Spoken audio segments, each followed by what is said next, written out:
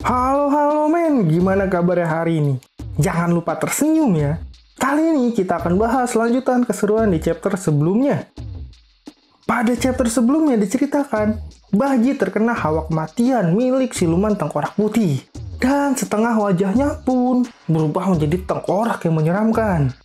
Lalu dia pun kembali ke penginapan dengan terburu-buru. Tapi setelah Bailong membukakan pintu, dia pun langsung mencekik Bailong. Bagaimanakah kelanjutan ceritanya? Tonton video ini sampai akhir ya. Oh ya, terima kasih untuk kalian sudah menonton video di channel ini.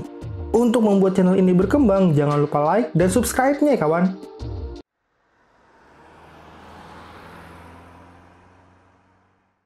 Oke kawan, kita mulai perjalanan imajinasi cerita ini. Aktifkan imajinasi kalian ya. Pada chapter ini diperlihatkan Bailong yang membukakan pintu untuk Baji langsung dicekiknya sampai terjatuh. Dan Bailong dan Xiaoyu pun heran kenapa ini semua bisa terjadi. Setengah wajah dari Baji berubah menjadi tengkorak dan wajahnya menjadi menyeramkan. Kucing yang melihat itu pun langsung mendekati Baji untuk menamparnya dengan keras. Seketika Baji pun berubah menjadi babi kembali. Hal itu pun membuat Baji terheran-heran kenapa dirinya ditampar. Lalu dia pun menanyakan apakah mereka tidak apa-apa. Xiaoyu dan Bailong pun menjawab mereka memang tidak apa-apa, tapi Baji yang kenapa-napa. Baji heran, emang dia kenapa? Xiaoyu pun mengatakan dia berubah menjadi makhluk aneh lalu menyerangnya. Baji pun tidak percaya karena dia kembali untuk memberitahu mereka kalau sudah terjadi sesuatu hal yang aneh di luar. Xiaoyu pun menegaskan lagi kalau Baji sudah terkena aura kematian. Baji terus saja tidak percaya dan meminta Wuqing untuk memeriksanya. Wuqing pun mengatakan sebaiknya dia jangan bergerak. Baji pun mengatakan orang yang tak bersalah tidak akan takut diperiksa. Dan dia meminta Wuqing untuk memeriksanya. Dan seketika Baji pun berubah lagi menjadi makhluk yang menyeramkan itu. Dan lagi-lagi Wuqing pun menamparnya dengan keras sampai berdarah. Baji pun mengatakan Wuqing tidak perlu menamparnya sampai sekeras itu. Memangnya mereka ada dendam apa dengan Baji? Dan Baji pun diikat untuk berjaga-jaga. Wuqing pun menjelaskan kalau Baji sudah tercemar aura kematian. Dan mereka terpaksa mengikatnya. Bailong pun mengatakan untung saja Baji yang terkena aura kematian kemampuannya menurun. Kalau tidak, habislah mereka. Wuqing langsung mengajak mereka semua pergi dari sana karena mereka tidak boleh berlama-lama dan harus dengan cepat mencari gurunya. Dan terlihat Baji pun ditariknya dengan tali. Wuqing pun memberitahu mereka kalau suasana di kerajaan Tengkorak Putih berubah secara tiba-tiba. Dan semua ini dipenuhi dengan aura kematian yang sangat pekat. Dan Yehu pun datang dengan cepat memberitahu mereka kalau ini gawat karena mereka semua sudah tiba. Bailong pun bertanya-tanya apa yang dimaksud dengan mereka. Setelah Yehu turun, Wuqing pun menanyakannya karena tadi Yehu dan Baji pergi bersama.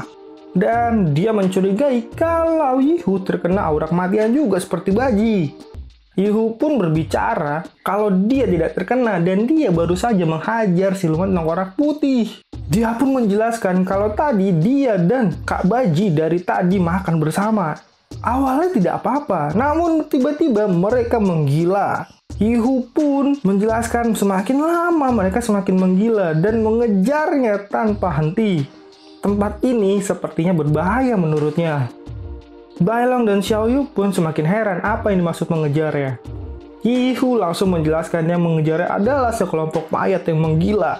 Dan tiba-tiba mayat-mayat itu pun memang benar mengejar mereka dengan cepat. Lalu mereka pun memutuskan untuk kabur dari serangan mayat itu. Karena kalau sampai mereka tergigit maka mereka akan tertular aura kematian. Mayat-mayat itu pun mengejar mereka dari segala arah, bahkan dari atas atap pun mereka berloncat untuk mengejar mereka. Bailong yang kaget dengan pengejaran itu pun dia langsung menendang wajah salah satu mayat yang ada di hadapannya. Yehu pun juga seperti itu dan Wuqing tidak mau kalah. Mereka saling menyerang. Setelah mereka berhasil melumpuhkan beberapa mayat, mereka pun langsung kabur lagi. Sedangkan di penginapan Tan Sanzang dan Wukong pun berbicara ke Tan Sanzang kalau sebenarnya siluman di negara Tengkorak termasuk menyedihkan karena mereka selamanya tidak bisa pergi dari sana.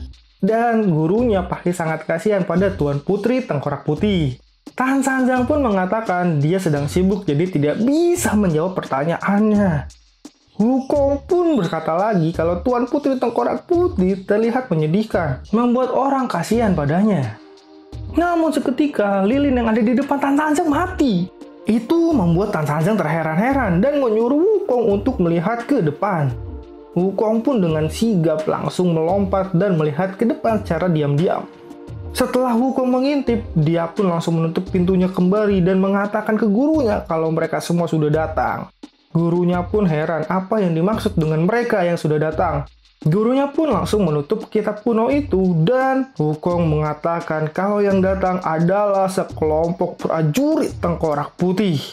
Wukong dan gurunya pun langsung keluar dengan cepat. Tan Sanjang pun menanyakan ke salah satu prajurit itu, apakah mereka akan tetap berdiri di depan sana? Salah satu prajurit itu pun berkata mereka tidak akan bisa menjawabnya. Saat ini aura kematian mencapai puncaknya. Jadi sebagian besar siluman di negara ini tidak bisa menahan dirinya. Semuanya berada di bawah kendali Kaisar yang agung. Mereka juga memberitahu kalau Kaisar Kerajaan Tengkorak Putih malam ini akan melakukan perjalanan. Mereka semua dipilih untuk menemani sang Kaisar. Wukong dan Tan Sanjang pun heran. Siapa Kaisar Tengkorak Putih? Karena baru kali ini dia mendengarnya. Dan Tan Sanjang pun menanyakan, apa ada yang bisa dia bantu? Lalu sang prajurit pun memberitahu Kaisar mau mendapatkan kitab suci. Dan nasib Tan Sanjang serta Wukong ada di tangan Kaisar. Wukong dan Tan Sanjang yang mendengar itu pun kaget dan langsung berubah mukanya menjadi serius. Sayangnya cerita ini pun dibawa kembali ke tempat Bailong. Di sana mereka semua masih menghajar mayat-mayat itu. Dan tiba-tiba di depan mereka datanglah sosok Putri Tengkorak Putih. Putri itu menyarankan mereka untuk menyerah saja karena itu adalah pilihan yang terbaik. Saat ini aura kematian sangat berlimpah. Mereka tidak akan bisa mengalahkannya. Lalu Putri Tengkorak Putih itu pun mengaktifkan kekuatannya dan BAM! Dia pun menghentakkan tangannya ke bawah. Seketika dari bawah tanah keluar kumpulan tulang kering yang berbentuk menjadi kepala serta mencengkram tubuh Bailong. Bailong pun tidak tinggal diam, dia langsung mengaktifkan jiwa naga apinya. Namun sayangnya, jiwa naga apinya tidak bisa membakar tulang-tulang kering itu. Jadi dia tidak bisa lepas dari situ. Wuqing pun langsung mengatakan kalau dia sudah mengecewakan gurunya. Dia pikir sang putri sudah bertaubat. Lalu dia pun langsung menebaskan pedangnya ke arah sang putri. Putri pun menjawab, di jalur iblis janganlah dibawa serius. Dan serangan Wuqing pun bisa dihentikan oleh pendekar Tengkorak Putih dengan pedangnya. Pendekar Tengkorak Putih itu pun tidak akan membiarkan Wuqing melukai Tuan Putri. Dan dia pun dengan cepat mengeluarkan jurus pedang siluman Huangwannya dan menebas tubuh Wuqing. Wuqing pun terpental dan mengatakan pedang itu sangatlah cepat. Efek serangannya pun membuat tubuhnya tidak bisa bergerak. Lalu sang pendekar pun mengatakan, katanya Tan Sanjang beserta murid-muridnya itu sangat kuat. Namun saat ini dia melihat murid-muridnya sangatlah lemah. Pendekar Tengkorak Putih itu pun langsung menjelaskan kalau pedang silumannya bisa mengunci kemampuan jurus Shao Wuqing. Jadi dia tidak akan bisa kabur lagi. Dengan begitu, kitab suci akan menjadi milik mereka. Xiao Yu pun kaget melihat Wuqing yang tidak bisa bergerak. Dan di belakangnya, Yihu pun juga berubah menjadi tengkorak jahat karena dia ternyata sudah terkena aura kematian. Xiao Yu pun yang melihat itu semakin kaget dan dia mengandalkan Baji. Dia pun melepaskan ikatan Baji dan berharap Baji menolongnya. Namun sayangnya, Baji pun masih terkena aura kematian itu dan dia lagi-lagi berubah menjadi tengkorak di setengah wajahnya. Xiao Yu pun dan prajurit batu kecil semakin bingung dan tiba-tiba pendekar Tengkorak Putih menarik tangan Xiao Yu dan mengatakan dia harus ikut dengannya menemui sang kaisar. Untungnya Xiao Yu pun berhasil diselamatkan dan yang menyelamatkannya adalah sang putri Tengkorak Putih. Seketika Putri Tengkorak Putih itu pun menyerang pendekar Tengkorak Putih sehingga badan pendekar Tengkorak Putih terbelah menjadi dua. Xiao Yu pun kaget kenapa tiba-tiba dia ditolong olehnya. Pendekar Tengkorak Putih itu pun menanyakan kepada sang putri kenapa dia menyerangnya. Sang putri pun meminta maaf dan dia mengatakan kalau ini semua terpaksa dia lakukan. Dan dia meminta semua mayat-mayat yang berkumpul di sana bubar. Putri Tengkorak Putih pun lalu meniupkan sesuatu ke Baji, Yihu, dan Bailong. Seketika Baji dan Yihu pun yang tadinya tercemar kembali menjadi normal dan Bailong bisa terlepas dari cengkraman kerangka itu. Sang putri pun menjelaskan sebenarnya pemimpin dari kerajaan Tengkorak Putih adalah ayahnya, sang kaisar. Dia mengendalikan aura bawah tanah, karena itu semua tindakannya tidak terlepas dari pengawasan sang ayah. Dia pun juga meminta maaf karena kelakuannya barusan. Karena sebenarnya dia hanya bisa menunggu kesempatan untuk membebaskan mereka. Dia bisa memutuskan aura kematian tubuhnya untuk sementara saja. Dan semoga itu bisa menipu sang kaisar.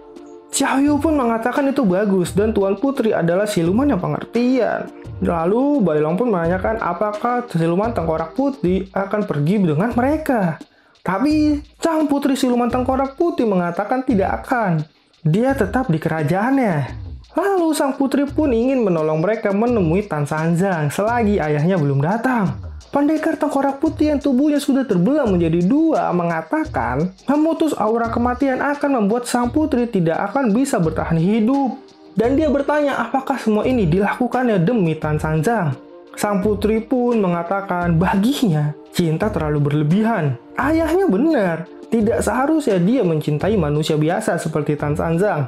Dia hanya ingin melakukan sesuatu agar dirinya terasa hidup, tidak hanya menjadi tengkorak kering yang tidak berarti.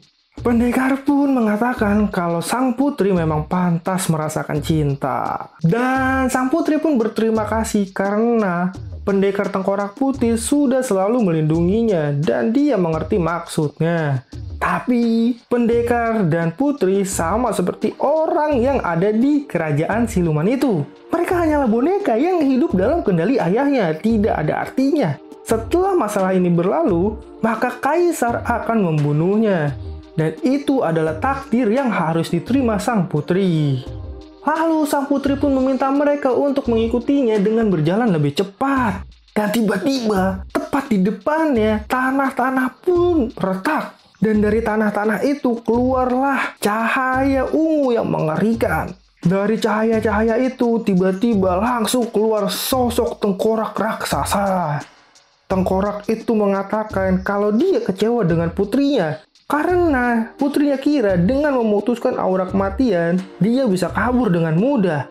Namun sayangnya sebenarnya tidak. Sang putri sangat polos sekali menurut ayahnya. Karena di kerajaan itu, semuanya ada karena kehendakan sang kaisar. Tanpa seizinnya, tidak ada yang bisa kabur menurutnya. Lalu, cerita ini pun selesai. Jahat juga nih ya sang kaisar ini. Terus kok tiba-tiba ada dia? Oke, kita lanjut ceritanya di video selanjutnya ya.